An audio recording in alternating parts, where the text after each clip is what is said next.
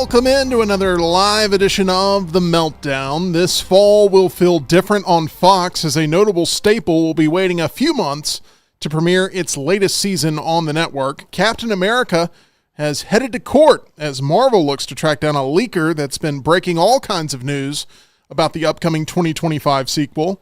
Kingdom of the Planet of the Apes became one of the biggest openings of the year at the box office. We will lay out how the full weekend went at the Cineplex. And Lunce's list profiles the 5 arcade games that have set a personal high score on his affection leaderboard. It's all happening right here on The Meltdown. Presented by MyBookie and broadcasting live from the Culver studio. 2 big boys in a tiny studio, teaching you and me about everything they know that makes sound a meltdown. It's the meltdown. Time for the meltdown. Coming for the meltdown. Let's start the show. Welcome in. You currently have a one-way ticket here to Meltdonia. I'll be your captain today. My name is Tim Melton. I'm going to eventually make that sound not so weird when I say it, but Tyler, I just don't feel like it's ever going to sit right with you. Anyway, we appreciate you being here with us, making us a part of your daily routine. We're on the road to 2,000 subscribers, hoping to get there by the end of the summer season. We'd love to have your support if you are not already subscribed here to The Meltdown. Tons of stuff, pop culture discussion, entertainment reviews. Got some gaming coming up. We'll tell you about that here on today's episode. But as mentioned, I am Tim Melton, the other half of The Meltdown. That is Mr. John Lunsford. John will eventually find himself. I don't know why that doesn't get a bigger laugh every single day. As today, by the way, John, is actor Robert Pattinson's 38th birthday. What has been your favorite role or movie of his thus far in his career? Ooh. Wow, that's kind of on the spot. I got to think about it. The Batman's up there. Are you trying to weigh how to not disappoint your wife with your answer? It's not Twilight. There's a movie he did called High Life that's very intriguing, very weird. It's an A24 movie. It's him, Mia Goth, Andre 3000. It's an interesting cast in it, but it's a very good kind of underrated A24 movie that's up there as well. Who was the boom operator on that? Don't know. There we go. I got Tyler back in my pocket. That joke only makes Tyler laugh. And Brian Pavlik. Okay, well, so not a clear-cut answer yet. You're hoping it's, what, Mickey, what is it, 17? Mickey 17? Yeah. Yeah. I'm not crazy about Bong Joon necessarily. Parasite was good. I got to go watch some of his Korean stuff. But, he is coming off a really, really good movie, and Robert Pattinson coming off The Batman and a really good career. The Lighthouse, too. That's popped in my head. That's a really good one as well that he did. But, I'm excited for it. Okay. See what it could potentially be. Happy 38th birthday to Robert Pattinson. I know what it is. Okay. Remember me. Take your time, John. We got all day. Goblet of Fire. I got to sit there and think about Diggory. it. Yeah. Okay. Is that final answer? Final answer. Okay, final answer. Hey, that's what we're going to be asking on Wednesday with Triple Threat Trivia a lot, whether or not that is everyone's final answer. And one participant that has been confirmed for this is Jim Dunaway. Jim Dunaway will be making his Meltdown debut and competing in Meltdown Triple Threat Trivia on Wednesday. Rocky, you've known Jim Dunaway for quite a while now. Yeah. How do you think he will handle the competition level of Meltdown Triple Threat Trivia? Spud is not one of his competitors, just to make that clear. He will give you... I'm missing a tea time for this, so just let you know the weather's beautiful out there. To do this show for free, but anything for the company. But thank you guys for finally having me on. I guess you asked everybody else, and that is true. Everybody said no. So thank you for finally having me on to have trivia and just to embarrass me in front of everybody because I don't know anything. I'm from Alabaster. Okay. I don't know anything. I thought we were having Jim on the show Wednesday, but it sounds like he's already here right now. What's no, going on? I mean, if you want me to leave, if I'm taking too much room, I can leave. Do y'all want something to eat? Oh my gosh. Okay. We will I can tell you hate me right now too. John, I can tell by your eyes you don't like me either. We will get to Jim on Wednesday. I asked the right person about that. On Thursday though, John, we will have our first ever episode of the Meltdown Arcade. Yes. Explain the mindset behind what we're aiming for on Thursday. So we're aiming to have some fun doing what we love doing, which is playing video games. We'll have a TV in here hooked up to our PlayStation. We'll have other options as well, Switch, PC, different things we can do. But hey, we want to, kind of kick back and enjoy playing games. We'll stream it. It'll be the normal show. We'll keep talking. We'll keep kind of doing the show during that as well. But, kind of a post triple threat trivia, unwind a little bit as well. Yes. And, we just want to have some fun. I like to use gaming to de-stress, and I'm hoping that this gives me less stress in my life compared to more. Rockstar? Can we do the Dune bucket for game suggestions? For Twisted Metal 2. Right. That's going to get, we're going to have to use maybe the Deadpool bucket to do the game. Which is supposed to blow everybody's, you're probably going to have to blur it out because it's supposed to be blowing everybody's mind. Supposedly it is going to be. I think it's just going to be his butt. I'm still sticking with that. Out of context. It's going to be a pretty raunchy popcorn bucket, but Tyler will be tasked with securing that opening weekend of Deadpool and Wolverine, which I feel like adds a lot of pressure to Tyler. Tyler? All I can imagine is Tyler's going to walk in and be like, yes, can I please have one of the Deadpool buckets? My company's making me do it. I don't want to buy this. Do you want popcorn? No popcorn. No popcorn. I really need it. John is trying to pretend as if he's wearing a trench coat instead of a hoodie right now, but that's what he's going for. Okay. Tyler's here, and Tyler is the taskmaster of the group for sure. And one of the tasks I gave you here recently was to try to catch up on The Boys seasons 1 through 3 before season 4 drops this June. And Tyler, you've done a pretty darn good job of this. How far along are you in The Boys on Amazon? So I am at episode 2 or episode 3 of season 3. There you go. You blitzed through this thing. Let's see how far I got. You've done really well. I think, Rockstar, you checked out on this series. I didn't check out. I didn't have time to keep watching it. Like, I didn't dislike it. Not a real family-friendly show. No, it's very gory. I know it's funny and stuff like that, but it's just like that kind of stuff. I don't like those sounds, but it's a very wet-sounding show. That's actually a incredible reenactment of most episodes of The Boys. That's exactly why I don't watch it. Have you gotten to the certain scene? If you don't know what I'm talking about, you haven't gotten to it yet. So, you and Tim were referencing a scene with the guy who can make himself small. Yes. Is that the one we're talking about? Yes, but it's not the first episode. Yeah. I got there. Okay. I got there. It's awesome. Okay. I'm going to quickly shift to something a little bit more glad I PG. don't watch the show. Yes. I would love, Rockstar, if you do happen to get caught up, I would love for me, you, and Tyler to talk about it when it hits in June, by the way. Season 4, episodes 1 through 3 land June 13th, and then they're doing a weekly release. So I'm looking forward to seeing how that works. Are they saying this is the final season, or this is okay? It's not being promoted that way. Okay. It's obviously something that draws a lot of eyeballs, so I think they're going to try to keep it going. Rockstar, hey, you recommended a film for us a few weeks back that we pulled out of the Dune popcorn bucket. It is The Skeleton Key, a film that we were tasked with watching over the weekend or tonight because we will soon be filming that retro trailer reaction. For those that maybe haven't seen The Skeleton Key, why is it a film that you wrote down on one of your 10 choices? Because that's a very small list to throw in a movie that a lot of people think there's maybe a better version of out there. That's why I did it, because I feel like I'm trying to think if there was a Twilight Zone with this plot.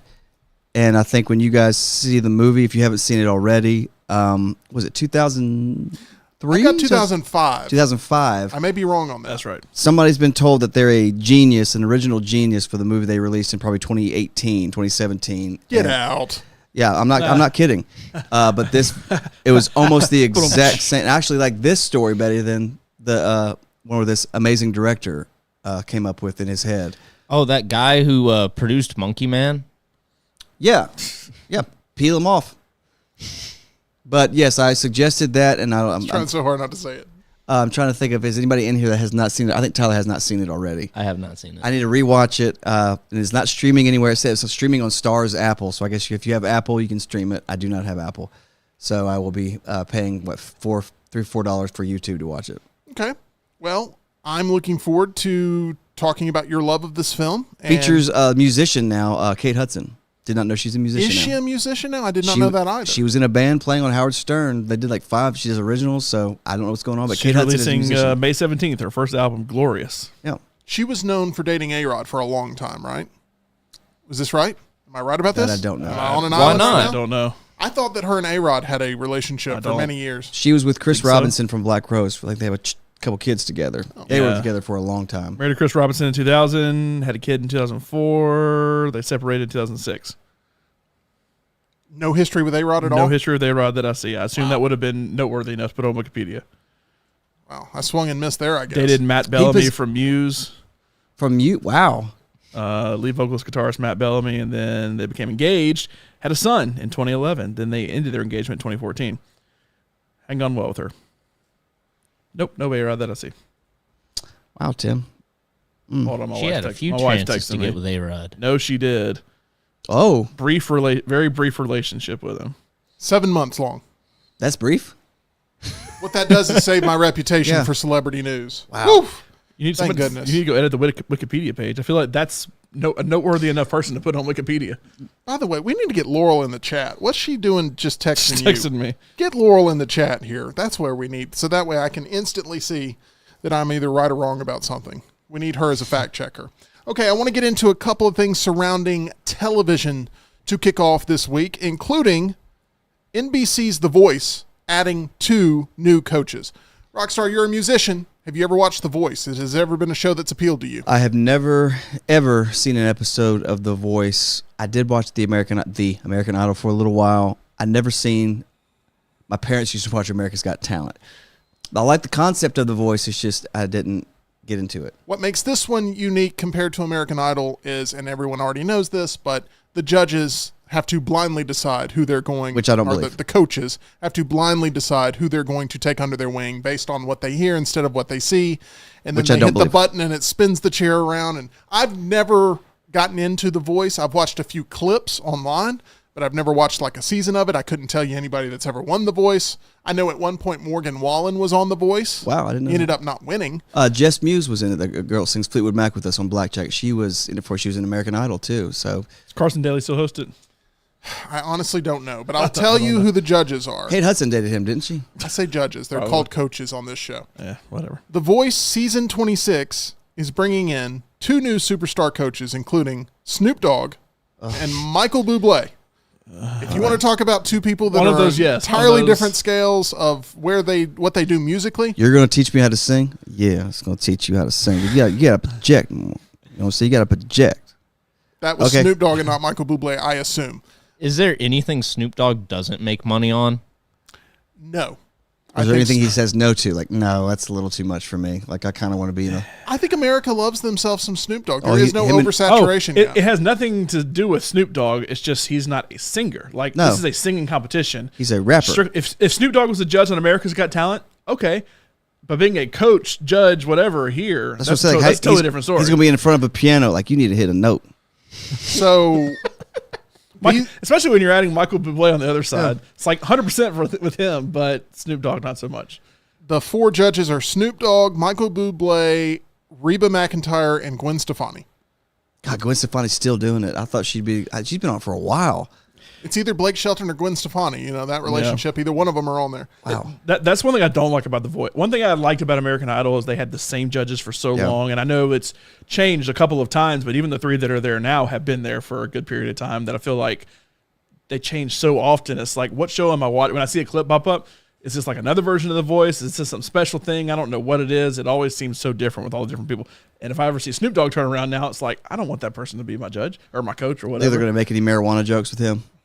I feel like Snoop Dogg would be better on Shark Tank. I feel like that's Oh, yeah, where they'll Oh, make a pitch I to would him. love to see that. Am I wrong? I mean, Yeah, I'm with you. He seems more like a business entrepreneur than he does right now. Someone who's going to take a musician under their wings. And Mark Cuban done with Shark Tank, so like that could be a natural replacement there. There you go. Okay, season 26 of The Voice. 26? Season 26. Good. A lot of Name people one watch winner. this. Name one winner. I don't know. I honestly insane. don't know. Does not yet have a premiere date, but is slated to return to NBC this fall, and then it will air the following day on Peacock. Do you like that strategy of live content night of, and then you have to wait a day to watch it on Peacock? Do you think that that's like the future of television with like... I mean, that's what Hulu does, so I'm fine with that. Do you think that works with scripted series? Like House of the Dragon is a show we're both looking forward to. Do you think that strategy would work? If you want to see it early, you got to watch it live, and then the next day you can watch it on Max? Or do you think that they would feel like they were pirated so that much? they'd strategy lose out? works for network TV that has to have it work.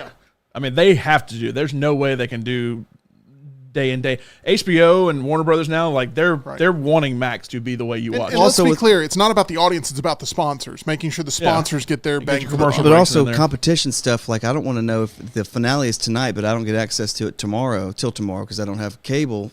I've missed it. It's kind of like the playoffs are tonight but I don't have it. I want to watch it tomorrow on Hulu. It doesn't make sense when it's a competition. Scripted is different.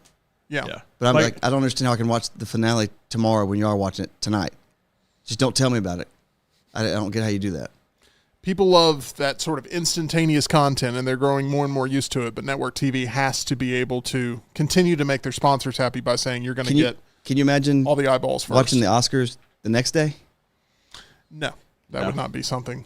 So that's what I understand. Look forward to. I will say though, I think Disney Plus did a whole season of Dancing with the Stars on Disney Plus, or like instead of ABC, they did it on Disney Plus. I think. I'm surprised they haven't just switched over to just say a show like that. We're going to do a season on, or do two seasons at the same time. Heck, as many seasons they have to have had some overlap at some point. I'm the streaming winner. He's the live winner. Yeah. Family Guy is making headlines today as Fox released its schedule for the start of the 2024-25 season today. However, as the Hollywood Reporter states, there was a big surprise omission from the lineup, and that was Family Guy. The long-running animated series, which is going into its 23rd season, won't be a part of the network's Sunday animation block in the fall, the first time in nearly 20 years that it has not been on the network's fall schedule. Instead, Fox will launch a new animated series, Universal Basic Guys, behind The Simpsons, while second-year show Crapopolis will fill the spot after Bob's Burgers. Every time I see a commercial for that, it's like, what is wrong with people? What's happening with our TV these days? Family Guy, which moved from Sunday to Wednesday for the final episodes of this season, will return at mid-season, where it will have a full season order and a mostly unbroken run of new episodes sometime between December and May. John, you're a massive Family Guy fan. When you hear this news about it not being a part of Fox's fall lineup, does that make you worry about its future? I've been worried about Family Guy's future for a long time, especially the minute Seth MacFarlane, and it was a couple years ago that he signed his deal with NBC Universal, which is why Ted was on Peacock, or the Ted prequel show was on Peacock. He did the final season of The Orville on Hulu. I say final season, it's the most recent season. I could see it come back potentially. But this past year, they only had 15 episodes, and it didn't even start till October, so I feel like it got a much later start than all the rest of them.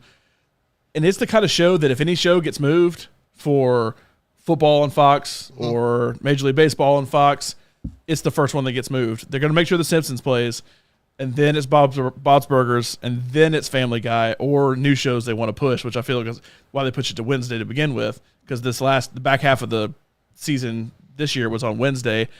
So them removing it all together in the fall, it sounds like they're still going to do a full season of it, but I've kind of wondered, when is network TV going to start getting away from the typical schedules they do? Because nobody follows that except for network TV. That I get why they do it, and I get why sweeps are still a thing and all that, but like advertisers, nobody else is doing that anymore. So I'm kind of wondering if network TV is going to maybe start switching to, hey, we're going to have good content year round, maybe.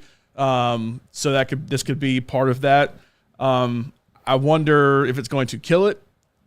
The cast and crew does not want to kill it, from what it seems like. Now that they've hit 25 years, they did a whole special. We talked about that they are really into it. It was a great special available on YouTube for those that haven't seen it. I'm not even a Family Guy fan, and I found the special to be really interesting. Seth Green and Mila Kunis need a paycheck. Alex Borstein's done with the Marvelous Mrs. Maisel, so she needs a paycheck. And Seth MacFarlane has plenty going on, but still obviously loves doing all the characters and everything. I don't know what it means for the future, but it doesn't necessarily seem bright. Fox Network President Michael Thorne said, quote, "We have a long history of programming and launching and relaunching animation. Our goal really is to keep the strength of our long-time running series while launching our own Fox animated series like we did with Crapopolis."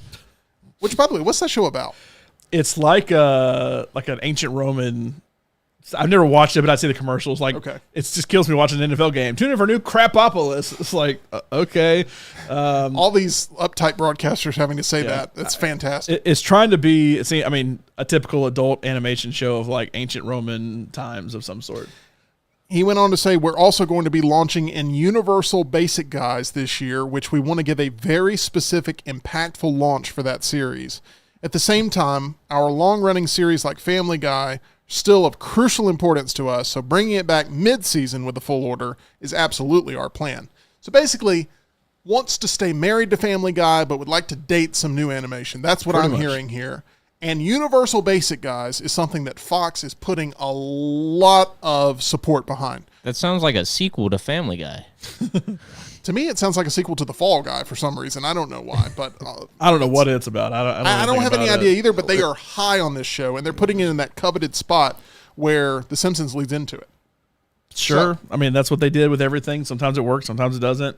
I know Family Guy's not the only one they're killing. They're killing a couple others. I don't know anything about them, but not starting in the fall. I mean, a couple of live action series. Family Guy has just enough of a core audience to keep it around. Like, you're dating other people, but like your wife at home still cooks pretty well and cleans pretty well and treats you nice, so you're still going to stay married. And let me know what that next text message says. Family Guy's just doing enough to keep Fox around, because the truth is, I don't know that it would work this way, but they canceled Family Guy after 3 seasons. And the DVD run hit, and it exploded, which is the whole reason they brought it back. And Seth MacFarlane has basically had a blank check to do whatever he wants to with the show, and can make whatever jokes he wants to on the show and just go off with it. And I do wonder if Family Guy does die, if Fox says, we're good, does NBC Universal say, sweet, it's ours now, because they have a giant deal with Seth MacFarlane?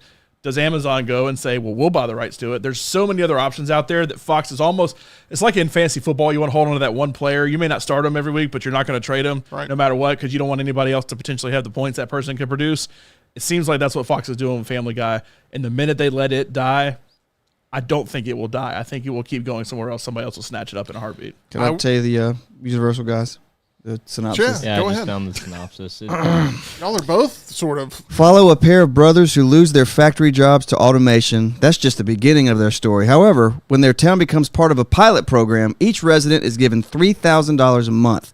What do the brothers and their other town residents do when they don't have to do anything? Ooh, the animation on the show looks like Bob's Burgers is great animation. Bob's Burgers is fine. It's not as good as Family Guy or The Simpsons, but the animation on this show, this looks like something I would have seen like on E-Bombs World back in the day or something. Some like goofy animated thing that like somebody in their basement did. It's like, it's funny. Yeah, Newgrounds. That's a good example too. We just replaced Family Guy with this.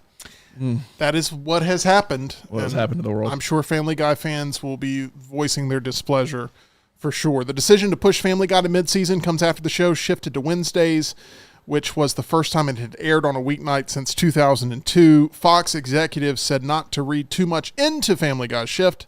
Despite the scheduling shifts and the recent announcement that Hulu would run 2 Family Guy holiday specials later this year, Family Guy will get a full, no-repeat run in the spring, they noted. Fox CEO Rob Wade was asked whether or not Fox was preparing for a future without The Simpsons, Family Guy, or Bob's Burgers, and Wade added that he was very, very happy with these shows, but also was very, very happy with its new shows. Wade says, quote, I think we have enough schedule, enough time to fit them all in. The schedule has obviously been disrupted slightly in the last year because of the strikes, so that made things a little bit patchier, but we loved those shows. We have a great relationship with the creatives from those shows, and we have had a great relationship with Hulu and Disney. We're seeing more and more how important the broadcast network is and how important that windowing is, and you need a broadcast window for shows to cut through. I think these shows really benefit from being on Fox, and I think Disney recognizes that. The Simpsons headed into season 36, Bob's Burgers headed into season 15, Family Guy heading into season 23. All 3 of these shows produced by Disney Television Studios' 20th television animation. And it is the final year, I think, of the contract for Family Guy. I think they're all coming up on contract years. No. Just do that randomly at any point. That's perfect. Speaking of I'm Tiger Woods. Peter Griffin in Cleveland, John, compose yourself. The Cleveland Junior at the end. That was the funniest part. From talking about mid-season to mid-section, our friends at Weight and Wellness help us take care of business there. Leslie and her board-certified team do a wonderful job. I'm losing weight. Ha, ha, ha. Go to planforme.com. You too can get on the same plan that Tim and I are on. You see Tim right there weighing in, Leslie walking in the background, checking in on us. And we're going to go on Wednesday, get our next check-in there. Took a week off because of my surgery, but we're going to get back to it there. And you can see how happy Tim and I are losing the weight. Go to planforme.com. Leslie and her whole board-certified team will help you on that plan, just like they did for us, just like they did for Jim Dunaway, just like they did for my dad. Everybody is on that plan. Yesterday at Mother's Day, my dad and I both watching things, and we're just kind of on a different path now because of all the great stuff that Leslie and her team have done for us at Way to Wellness. So go visit aplanforme.com and learn more. This is not Meltdown Triple Threat Trivia, but can anyone in this room tell me what date The Simpsons debuted on? Can anybody tell me that? I'll even take a month and a year. September 1988. September 1988? On the Tracy Ullman show. This is... I was going with their actual show. I'm looking for their actual show, yes. They had specials at the end of one year. They premiered the next. Then I'll do May of 89. Closer. The correct answer is January 1990. The Simpsons had specials. The Simpsons had aired specials at the end of 1989, but they premiered in their regular mid-season time slots on January 14th, 1990. And another show that aired on the exact same night just got renewed by ABC. Does anybody know what that is? Grey's Anatomy. No, guys. I know. That was a joke. But how did y'all all come up with the same joke at the same time in unison? The Today Show. What is it? No, it was America's Funniest Home Videos. Wow. That got renewed? It got renewed. That's why I brought it up on the list. I can't believe it's still on every single Sunday night or whatever. Do people not know that YouTube's a thing? Do you know why that show is loved by ABC? Because what else are you going to put up against 60 Minutes that's going to draw in anybody that also costs almost nothing to produce? Yeah, you have 700 Carlton Club. I mean, reruns of Desperate Housewives. No, this is It's a winning Which proposition. one the kids Family Guy for a long time. It's just smart business. But the fact that The Simpsons and America's Funniest Home Videos are still both on the air is quite incredible after they both debuted on January 14th, 1990. ABC announced that they've renewed the show for season 35, making it the longest-running primetime entertainment show in ABC history with more than 700 episodes in the course of its 34 seasons so far. The Simpsons, which has already been renewed for a 36th season next year, will be at episode 768 at the end of this May. Technically, according to Wikipedia, episode 1 of season 1 of The Simpsons was December 17th, 1989. Uh-oh. Well, that was one of the specials. That's what special I to brought me. up. Season 1 has 13 episodes from December 1989 through May of 1990. Look, Here we go. If you want to talk about this off air, we can do that. No, we're but here. Let's do it. I'll go to the trades right now and show you what it is that they're reporting as the official start date. But if you'd like to throw your paper napkin challenge flag right now, you can do that, John. Don't care that much. Okay. If it's Family Guy, I'd argue it more. I'll let you start stacking the show and we'll see how it goes. Boom. Here we go. Marvel I give alleges... some more credit to you for saying 1989. Yeah, no, but the thing is, if you check the tape, I mentioned 1989 is when they aired two shows that had special airings, but it got picked up for the full season in 1990 on January 14th. But, I mean, it's very helpful. Marvel alleges an Instagram user illegally posted an image from an unreleased movie, Captain America Brave New World, and it has gone to court to try to require Instagram to disclose the identity of the account's operator. John, do you think they'll be successful in figuring out through Instagram exactly who's posting this information? Probably, because you can actually figure out exactly down to every last detail if you want to, if Meta wants to help them. So they can figure it out. Does he have to check his shield at the courtroom? I assume so. I assume he's not it's going to be able to bring that in. It's a weapon, I guess. So. But he's Captain America. Yeah. Marvel filed a subpoena request on May 7th in U.S. District Court, California, Northern District in San Jose, asking the court to order Instagram to identify the person or people behind at Can We Get Some Toast, which is, really official. That's who you're trying to figure out. The anonymous user or users last year correctly revealed that the fourth Captain America movie would be retitled Captain America Brave New World 1 month before the change was announced, according to a report by piracy news site Torrent Freak, which previously reported on Marvel's Instagram subpoena request. Meanwhile, there was recently a different kind of leak for this movie, Brave New World. after a McDonald's toy line for the film revealed a key spoiler 10 months before the movie's scheduled debut. That's always a worrisome trend with toy lines. A lot of people trying to figure out what's going to be stocked on the shelves at Target or what's going to be included inside of a Happy Meal. And they were able to unveil a certain character that had not yet been confirmed by Marvel, but has been confirmed via the Happy Meal toy that would be packaged once the film is released. Tyler, I feel like that's what we need you to do next, is not only secure popcorn buckets, but also these Happy Meal toys to try to get the latest scoops. Who's the character? So, character is a version of the Hulk. I got to know, what was Hulk-like Which figure. has been rumored the whole time. So, Yes. I mean, it's...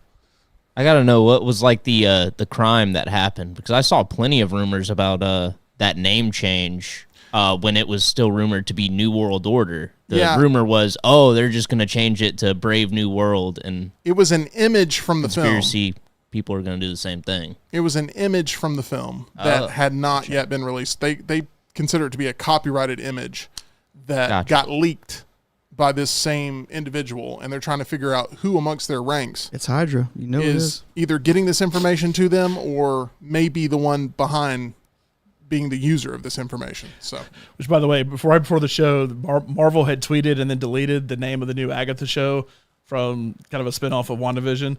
And I was actually reading, Can We Get Some Toast was the one I read when I read it off to everybody. So that's one of those that's a Marvel leaker that's all over the place. Him or her, don't know. And My Time to Shine Hello. Those are the two accounts that I feel like tweet everything out. yeah, I don't know where they come up with these names. Here's what you can't tell with the studios, what they want to be leaked and what they don't want to be leaked. Yeah. Because they obviously want some things out there to generate buzz as a way for, you shouldn't be seeing this, you shouldn't be getting excited for this yet, when really it's them planning the information themselves. Captain America Brave New World is slated to premiere on February 14th of 2025. If you remember, in February 14th of 2024, you ended up getting Madam Web. So from one superhero movie to another here a year later, after Disney moved the film from its previous May 3rd, 2024 release date, which is why we got the Fall Guy in that slot. Was it the Fall Guy? It was the Fall Guy. Disney ended up leaving that spot open, and Universal said, we'll take it, and that's where the Fall Guy landed. Anthony Mackie reprises the role of Samuel Wilson / Captain America alongside Harrison Ford as Thaddeus Ross. Will Anthony Mackie ever be looked at as being someone that is actually Captain America by general audiences? The average fan will respect the decision that has been made, but everybody will look at him as like Captain America Jr., basically. I think everybody will be like, Lieutenant America. Anthony Mackie was good as Falcon. He was good in the movies. He was good in the Captain America movies. Yeah. I'm cool with the passing of the torch. Falcon Winter Soldier was okay, but in general, Captain America is Chris Evans, and that's it. And which is why it seems that they have maybe signed him to another deal to come back. Potentially. That's what's being reported. I just hope every time he comes back, it's Human Torch instead. Yes, that would be wonderful. Fantastic Four. I'm sure that there was an opportunity to do that in Doctor Strange and the Multiverse of Madness, but they decided not to pull the trigger. I think it'll happen in Deadpool. It may. And who plays Human Torch now? Josh Hartnett. Gosh, it's the guy from Stranger Things, right? Eddie. Eddie. We talk about Eddie references. There's a natural Eddie reference right there. There you have it. Apes becoming king of the box office as Kingdom of the Planet of the Apes collected $58.5 million in its first weekend of release domestically. It is the third best opening of the year behind Dune Part 2, a movie that Tyler has seen 5 times in theaters, and Godzilla, Kong, The New Empire. Both of those films opened up with more than $80 million. The film did slightly better than the projections of $50 to $55 million and towered over the non-existent competition as Kingdom of the Planet of the Apes opened behind only 2014's Dawn of the Planet of the Apes, which opened to $72 million, and ahead of War for the Planet of the Apes and Rise of the Planet of the Apes. Our spoiler review for this is up currently on the channel if you want to check that out. I know, Rockstar, you saw it a day after we did, and it was a movie that you felt like was just an okay experience. If they would have run some AC in the theater, it would have probably heightened your experience a little bit more. It was, I mean, it looked pretty. CGI was great. Didn't like the story. Didn't like the, it was just really predictable. And I love, Dawn of the Planet of the Apes is one of my favorites. I love that film. I'm just wasn't a big fan of this one. still think the Dawn and Rise, that still gets confused all these years later, as maybe those two titles should have been reversed, or they should have called Dawn something completely different to where you could, in your head, at least place those movies. Problem Planet of the is Apes, Brave New World. That could have worked. The first two movies mean the same thing, and that's the problem. Yeah, I'm right there with you, Tyler. Dawn means to me the kind of the beginning, Dishwashing. like the beginning of the day, the beginning, and then Rise is like, oh, because we've hit the dawn, then the sun is rising. So it's like dawn, rise, and then we're gonna have a war that's not actually a war, but that's a whole different story. Correct. But it's False happening. marketing. It cost $160 million to produce this movie, which was less than the two prior films, which were budgeted at $190 million. And like its predecessors, it's expected to be bigger at the international box office. The film debuted to $72.5 million overseas, bringing its global tally in one weekend to a solid $131 million start. Right now, the domestic box office is down roughly 22% from a year ago and 42% from 2019, which would be pre-pandemic, I guess, or right at the beginning of the pandemic. According to ComScore, over the next few months, theater owners relying on movies like Deadpool and Wolverine, Despicable Me 4, and Inside Out 2 to crush expectations to try to salvage the summer season. Last weekend's champion, The Fall Guy, landed in second place with $13.7 million, a 51% decline from its debut. So far, the action comedy starring Ryan Gosling and Emily Blunt has grossed $49.6 million domestically and $103 million worldwide. The Fall Guy cost roughly $220 million altogether to produce and market. So it's relying on having legs at the international box office to try to recoup some of that. But John, I think you're probably of the mindset that The Fall Guy is going to find an audience streaming that maybe isn't rushing out to see it in the theaters. I think it will. Being universal, I guess that means it'll be a Peacock thing. But, you know, it's a movie that when it's all said and done, I expect to meet its total budget, not necessarily fly past it, but internationally within 2 weeks it's over 100, so I could see it to potentially have, and I don't know where if it hadn't released everywhere yet, but overall it would be like if here's technically success, like whoop, just maybe a little bit over it to where it's like, okay, that wasn't a total failure necessarily by the time it's all said and done. I was going to ask, do you think this film would have done better had it come out around February as a date night movie compared to kicking off the summer season? It'd been better than Madam Web on Valentine's Day, but either that or Memorial Day push it back to not this week because there's three things you have to go up against this coming week, but maybe the next week to then potentially be worth something. Tyler, The Fall Guy, you think it's going to do huge streaming numbers on a service like Peacock? I feel like it could do all right, but I don't know. That movie also was something I wanted to see in the theaters because of all the stunts, all the explosions, and I don't know how well that will translate to streaming. We shall see. Zendaya's steamy tennis drama Challengers remained at number 3 with $4.6 million and has generated $38 million in North America and $68.7 million worldwide. It is backed by Amazon MGM at a production cost of $55 million. That does not include marketing. In fourth place, Tarot, holding pretty well, collecting $3.4 million in its second weekend of release. It has earned $20 million globally. It cost just $8 million to make. Wow. Horror movies continue to be profitable in almost every regard, even with a movie like Tarot, which most people have described as a C experience. This is a movie that if you aren't someone that rushes out to see all new horror movies in the theater, this would be the perfect sort of streaming horror movie, wouldn't it be, Tyler? Oh, yeah. This is definitely a streaming horror movie for sure. I am looking forward to seeing The Strangers open up this week. I know, John, you're looking forward to If, which opens up this week. And also we have Back to Black, the Amy Winehouse story that opens up this week. Nobody's looking forward to. Rocky, Amy Winehouse, the musician, where is she on your radar for the impact that she had in a very short amount of time? I just remember, I thought she's uber talented. She had an amazing voice, troubled life. It was something about her dad was real bad to her. I'm trying to remember the gist because they had the Amy. Was that a documentary that came out? That Amy. Yeah. Mm-hmm. That was supposed to do really well, but it's been how long since she's passed? I mean, is she an artist that's worthy of a biopic or whatever? I don't think so. She's really talented. She had crazy hair, Marge Simpson hair. She did. Like, I think that was the thing. I remember doing trash back in those days, going to the Daily Mail, and everything was about Amy Winehouse and what was the guy she dated. was all about those two because that couple. A-Rod? No, it was not A-Rod. They were doing drugs together, but it was just like nonstop. And I just remember that. But I don't think where is the interest for that now? I mean, do you know anybody that's, oh my God, my friend Tammy is a huge Amy Winehouse fan. I don't know somebody like that. I'm with you. No. I can understand Bob Marley. I can understand Bob Dylan. But Amy Winehouse, I don't know where, out of nowhere. These movies tend to hold really well. They may not open at the strongest, but they tend to hold pretty well and stay in cinemas for a while. And obviously this is a movie, John, that's going to do better overseas than it's going to do here in the U.S., I think. I mean, it'll do better in Europe. I mean, a lot of times when you say overseas for like massive success for Planet of the Apes, Godzilla, Dune, you're talking China mostly. But, you know, this will do well in England. This will do well in Europe, I guess. I mean, I don't know if she had massive full European appeal or not, but just not my thing. Just doesn't look like an awards contender, which is what these movies need to be, that extra push. Like what Bohemian of Rhapsody marketing. was. Correct.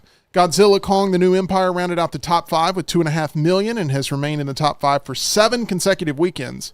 It grossed $191 million domestically thus far, $558.8 million globally to date. Tyler, you were telling me last Friday they are already moving forward with the next Godzilla and Kong feature.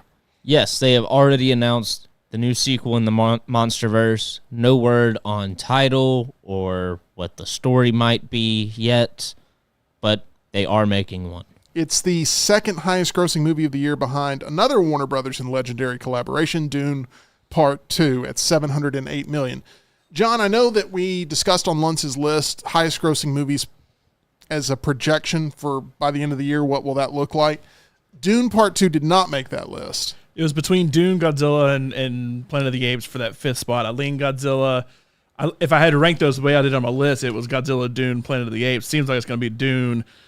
We'll see, but Godzilla hitting... I thought it'd be like Godzilla a little over 600, Dune close to 600, but Dune has now exceeded 700, which is a little... And I think it had incredible word of mouth and all that to keep it kind of going, that has ultimately pushed it ahead. And it's gotten some Not only re-releases. that, it's still playing. It is still playing. Yeah. And it got some re-releases in premium formats a couple of weekends ago. It even chalked up more money in those premium formats. It just feels like the box office, even though Apes overperformed this past weekend, it's losing steam right now. And there's not a lot of things on the map to necessarily jolt energy into it. Furiosa, how well do you think a movie like that is going to perform? Because I think it's going to be tough to beat the Garfield movie if you're Furiosa going into that weekend. Oh my God. I mean, strictly from the kid standpoint, yes, it's going to be tough to beat that. How did Fury Road do? I feel like a lot of the praise and everything from it came after the fact, and it may have held like people after the Oscars and everything continuing to watch it and all. But I mean, if I would lean, I guess, something like Planet of the Apes. That's what a blockbuster nowadays, minus like a gigantic blockbuster, that a blockbuster would be around the 50 million, and then if it's like a whoa blockbuster, it gets up to like the 80 to 100 range, I guess. The big thing was the for Fury, whatever, was the blind guy playing the guitar that they played. Yeah. That was one of those things where you saw everywhere on the internet. Even Conan did it at Comic-Con. He showed up in that outfit. So I would say that's the lasting impression. It was meme-worthy, at least. So worldwide box office for Fury Road was $380.4 million. It's all right. Its first weekend domestically, 45.4.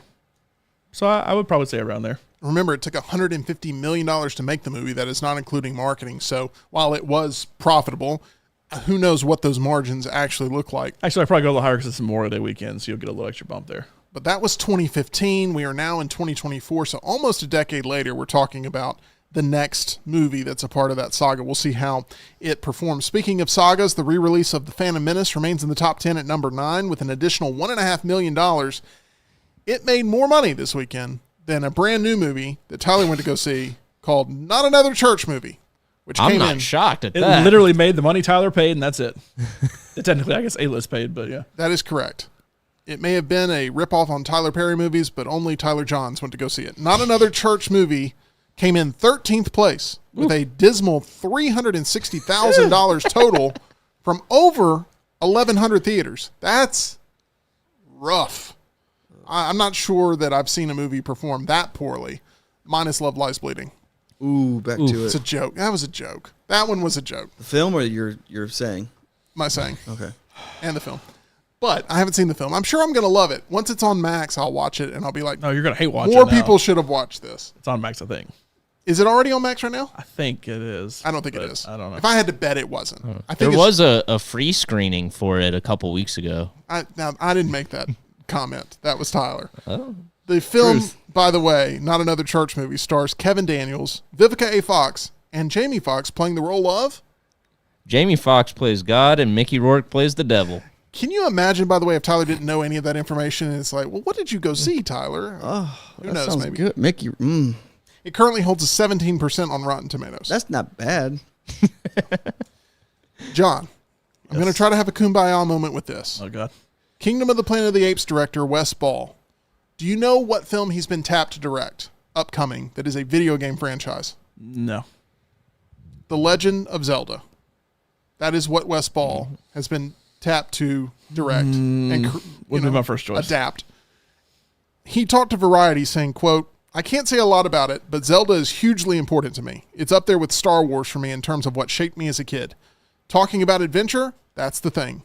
And you're right, it's like one of the last untapped properties that is dying for a cinematic treatment, but we'll see what happens. The Expectation Game, I got a taste of that with the Maze Runner movies. It was a smaller fan base, but a very passionate one, and they let me know when I didn't do it right for them. And it leveled up to a different level on this one where you understand people's passion for those stories, the Caesar trilogy in particular. So I take it in and then I let it go because obviously you can't have that while you're making 1,000 decisions a day. You ingest it and hopefully you make good choices along the way in a string of thousands and thousands of choices that you make. And so I count myself as a gigantic fan and I trust in a way as we move forward, hopefully it lines up with other people that want to see the same thing. Are you going in fuego or Streetwater sour cream with the upcoming Legend of Zelda movie with your expectation for it, Tyler, with the Planet of the Apes director behind this upcoming Zelda movie? I'm cautiously optimistic about this. Okay, so neither choice. I love the Zelda franchise, but I'm not sure if this is the guy I'd really want to direct it, but we'll see. He seems like a safe choice, John. He's too green. He Think did so? the Maze Runner movies, which I liked overall, that series. And that is it. As far as like big movies he's directed. I feel like Zelda, it has not been done ever in big cinematic form. And I feel like part of that has to be the people over in Japan are saying we got to make sure we have the absolute perfect person to do it before that, the absolute perfect situation. Who's plays Link? Is that that's the only thing? Now, I I do think. And how does his voice acting work? I do think, yeah, because that's the thing. Link never Chris actually talks. Pratt voicing Link. No, I'm just kidding. Garfield? If it's a live, I assume we're talking about live action movie here, not animated. I don't know. I think it's going to be more. I don't know the answer to that actually, but I would think it's going to be more in the vein of what the Super Mario Brothers movie would be, because I would expect for them to have some sort of. That I don't necessarily care as much. Maybe I'm wrong though, because that can be done in a lot of different ways. Once again, Link still doesn't talk, but in a live action version, there's a guy who's one of the main characters in the Maze Runner series that would follow along with this, named Thomas Brody Sangster, who he was in Queen's Gambit. He's been in a bunch of things, but if you look at him, he very much has the look of Link. That I don't know if he'd be good at it or not. He's got real sharp features. He does, but he's got the blonde hair, kind of like Link does. Like if you dressed him in like the tunic and everything that Link wears, he would look just like him. And he's been in a lot of things and has been pretty good in it. He's probably getting a little too old now. Honestly, probably the biggest thing he did, he was one of the two, Phineas or Ferb. I can't remember which one. I get them mixed up. Doing the voice, I don't remember which one's which. But anyway, he was in Game of Thrones. He's done a bunch of stuff. He would be a good Link look-wise if you were to do it, and he has a tie with him already doing the Maze Runner stuff. But not my choice. If I had to pick a live-action director, but animated, who knows? He also played Malcolm McLaren on the Sex Pistols limited series on FX. I will take your word for that, Tyler. I will too. From the Kingdom of Hyrule to Grants Mill Road. Okay. At Alabama Dental Associates, Sure. You're going to find Dr. Jeff and Dr. Brian. They are warriors with everything that they have at their disposal for tools to give you the best dental hygiene experience there. I love visiting the professional dental team they've put together, knowing I am taking care of myself the best way that I can. Spent years trying to find that perfect dental team, and I have found them, and I am sharing them with you. They not only have all the latest advancements in dental healthcare technology, but they also have the absolute friendliest staff in town. You're going to feel that from the moment that you walk through those double doors. If you are ready to find that perfect dental team, reach out and try Alabama Dental Associates for yourself. They can help you feel at ease about all of your upcoming dental procedures. Don't put off those regular cleanings. Go ahead and visit my team. You can call now to make an appointment at 205-956-8977 or visit them at alabamadental.com as they look forward to seeing you. American actress and talk show host Aisha Tyler spoke about arcade games and their impact on her life, saying, quote, "I've always loved video games. I played Miss Pac-Man with my dad, and I loved Galaga and Tempest and grew up on these standing arcade games. Even to this day, my dad will call me if he's playing Miss Pac-Man and hold the phone up to the game." There's no doubt these arcade games have collected so many quarters while having provided joy now for more than a few quarters of people's lifespans. But which ones have had the biggest impact on John Lunsford over the years? It's time now to find out on this latest edition of Lunce's List. What is this? What is this? Lunce's List, Lunce's List, oh. What is this? What is this? Lunce's List, Lunce's List, oh. Lunce's List to buy. Lunce's List to buy. Lunce's List to buy. Lunce's List to buy.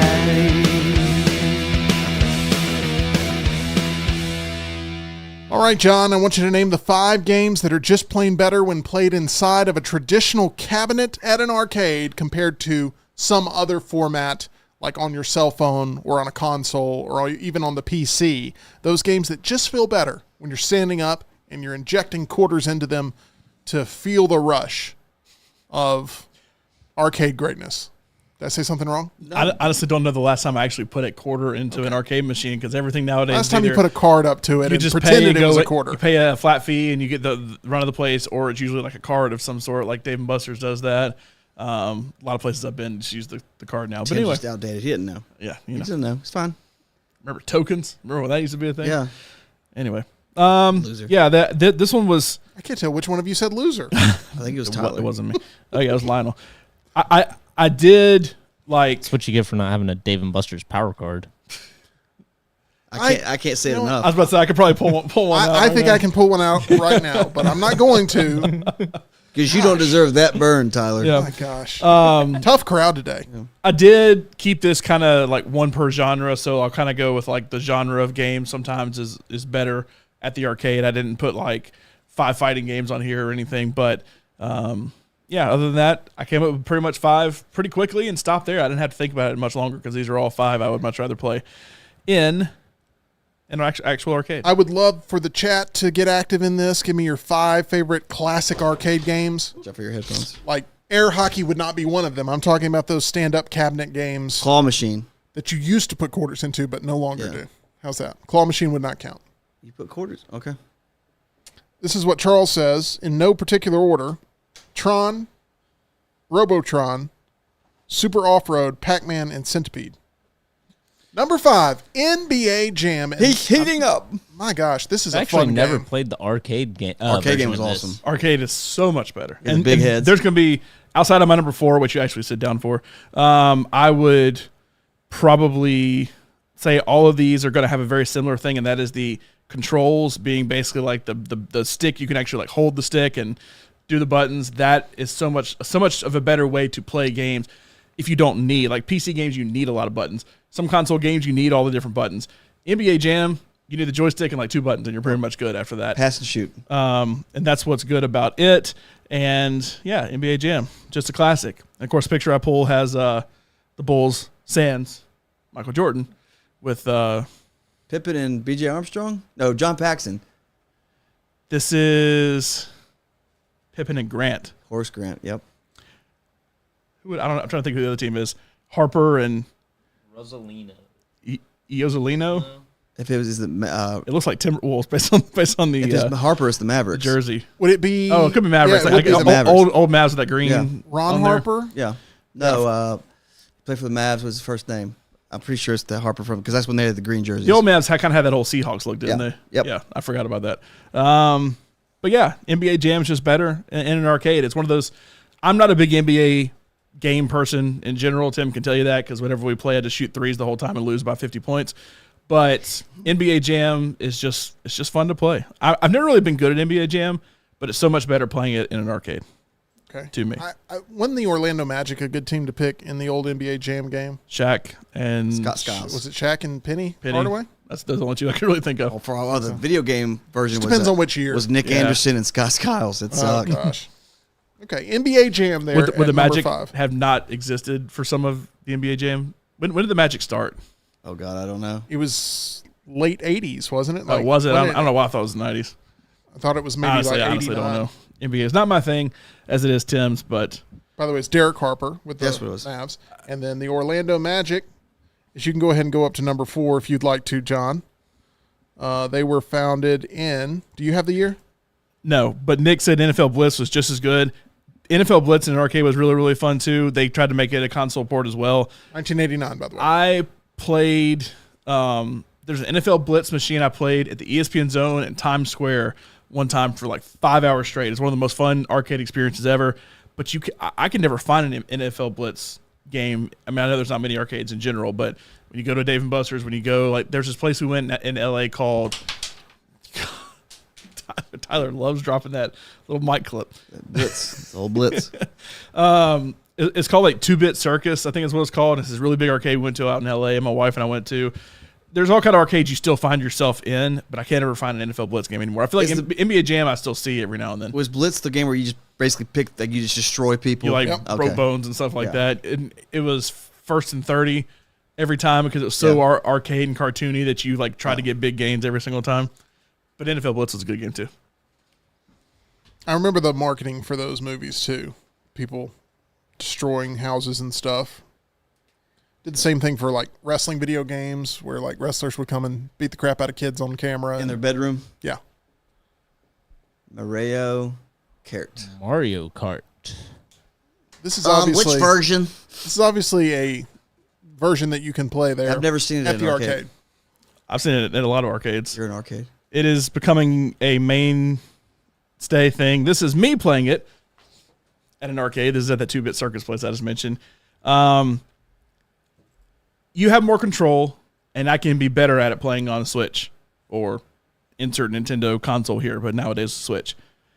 But you make for a really weird Donkey Kong. Yeah, how'd you turn into Donkey Kong? That's one of the cool things. You see, my wife is Rosalina too. It takes your picture and it puts your picture inside. So there's also another one. I didn't put the picture in there. There's one where I'm Wario, so I have like a big pink nose and a little, squiggly mustache with the purple hat on. So it's normal Mario Kart. It's like imagine Mario Kart 8 now where we are. Imagine that, but like in the Cruising USA or Daytona USA kind of setup, it is so fun to play it with like a legit, you're basically in a car driving it as opposed to using a controller. Now, I have more control with the controller than I do with the steering wheel pedals, all that kind of stuff, but it's so much more fun to play this way. And it is becoming, I feel like Nintendo is trying to make this push with it to where it's an actual machine in a lot of arcades now. I've seen it multiple places. It's just fun to play. This is actually one from Vegas of people playing it, and like the same kind of thing, it's like multiple ones in a row, so you all race each other in it, and it takes your picture and puts your picture in there, and you play as whatever character. But it's way more fun in the arcade because you're with a bunch of people, obviously, playing and all of that. I would put those two games I mentioned before, Cruising USA, Daytona USA, were two ones I really liked as well. That they tried to switch Cruising USA over to like Nintendo 64 and all that, but this is a really fun game to play. Are you just as good as you are in console version of Mario Kart at this thing? Because I'm good, but I do feel like there's more catch-up mechanics in the arcade one to try to make it a little more even. At least it seems that way. I still won every time I played, but I have more control with the controller, and so I would say I'm still probably better with the controller overall. Okay. We have a lot of your list coming in as well. Russell, Defender, Cubert, Joust, Galaga, Dig Dug. So he's probably born in 2017, you think? It was 2017 and he's in our live chat. That's pretty impressive to be able to. The audience is vast, Tim. Let's see here. We have Jody who says Terminator Salvation. NBA Jam has a tie for 3 between Dragon's Lair and Pac-Man.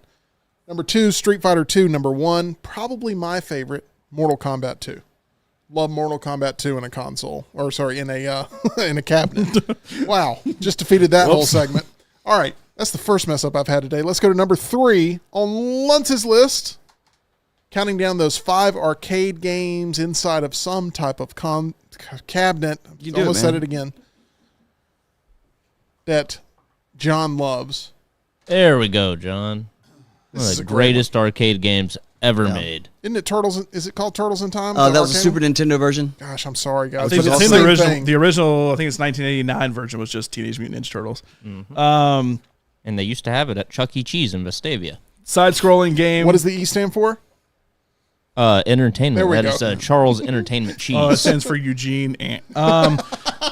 It is that was super a triple fun threat trivia question, by the way, for those lost. It is super fun to play, and I will also put kind of the honorable mentions for these side-scrolling games, kind of tied with it. X-Men and The Simpsons, those two versions of the game. Who do you pick? Choose your turtle. Oh my God, now I got to try to put the names to which one. Donatello has the bow. Raphael is red. Raphael has the size. Michelangelo Michelangelo has the nunchucks. Leonardo has the swords. I chose Raphael not because of weapon, because of red. I would always choose him. I like Michelangelo. I always went Leonardo. I went Donatello. He's got the big bow. What? Look at us. We got our team. We got it. Here we go. No fights over who's using what character. Dunaway can be Splinter. Ha! You've screwed up again, Shredder. And we can just, That's Shredder is crying. That's the way he talks. I know exactly what you're doing. It's just such a departure from all the other ones. Oh, gosh. we can eat a lot of sliced pizza and enjoy our time. Like the Shredder, we're going to go to the time warp. Okay. John, please keep talking. Anyway, side-scrolling co-op games are so much better when you're all crowded around, playing on your joystick and two. Still the same thing, like joystick and 2 buttons. Like, you don't need a lot of crazy stuff with this. Basically, you got to run, punch and kick, and that's essentially what you do. The X-Men version was fun. The Simpsons version may be more fun. The Teenage Mutant Ninja Turtles, I just enjoyed more as a better game in general. The thing I didn't like about the X-Men was what they did the screens, where they had the screen here, split, and another screen here. Yeah. I didn't like that. There's some nostalgia to that, but yes, overall, not a giant fan of that. But anyway, the side-scrolling games are more fun to play on, and they've tried to port all of them to consoles. It just didn't work. But this one definitely more fun in an arcade. Nick says in the chat, I was always Raphael because he was red. I'm not the only one. So weird. Yeah. When you're a little kid, it's not more about like the appeal of the nunchucks is better than the appeal. No, I just want that may actually be something as a little kid. I like talking turtles. about the depths of the character is something you don't take. See, that's why I like turtles and I like red. That's why I went with Leonardo. I like the sword and he's blue. I get best of both worlds. It's like I like turtles and they're red. I like turtles. Done. Perfect. All right. Anyway. Did you notice, by the way, this was in green and not red? Now, that makes sense. I'm not being critical. Just hold on. They're all technically green, I guess. Calm down. I'm just saying that he didn't choose red for that when he had the option. So he's evolved as a human being. I did red for Mario Kart because of Nintendo being red. Yeah. See, Nintendo being not red. a criticism. Just an observation. Number 2 on Lunce's list, counting down those 5 classic arcade cabinet games that John loves. Mario Kart, a little bit more new age with what they're trying to push at the local arcade that you may go to that may have that type of setup. At number 2, it's in red, by the way. What will it be? Oh, Mortal Kombat 3. What made you go with 3? I like Ultimate Mortal Kombat 3 the best of the older games. I just wrote Mortal Kombat just in general is better played, but I did a little bit of 3 just to say of the ones I would choose 3. 3 is probably where I got most into it on console to just get more into the game and the characters within the game, that then when I want to go to the arcade, I understand more about it and playing 3. But the original 1, 2, 3, Ultimate Mortal Kombat 3, whatever it may be, Mortal Kombat's better. Fighting games are better because fighting is better with an actual fight stick. And if you ever watch Evo or any of the big fighting game tournaments, every single one of them is using a big stick in their lap because they want to accurately control the characters better. And you just have that in arcade. It literally mimics that in your lap. So it's better to play at an arcade cabinet because of that. It's better to stand side by side and play somebody instead of being on the other side of the world from them, or even on the other side of the room from them. It's just better to crowd around and play that. So, Mortal Kombat 3 is my answer for the fighting game. But Street Fighter would also fall on that as well. What is it about Mortal Kombat 2 that we both love, Tyler? Because that would be your choice, right? If in the Mortal Kombat arcade genre. Yeah, I always preferred 2 over 3. I'm not really sure. There's just something about the aesthetic of 2 and the different stages. For me, Reptile being a playable character. Yeah, Reptile's huge. great. I think maybe it just being more bare bones compared to Ultimate Mortal Kombat 3.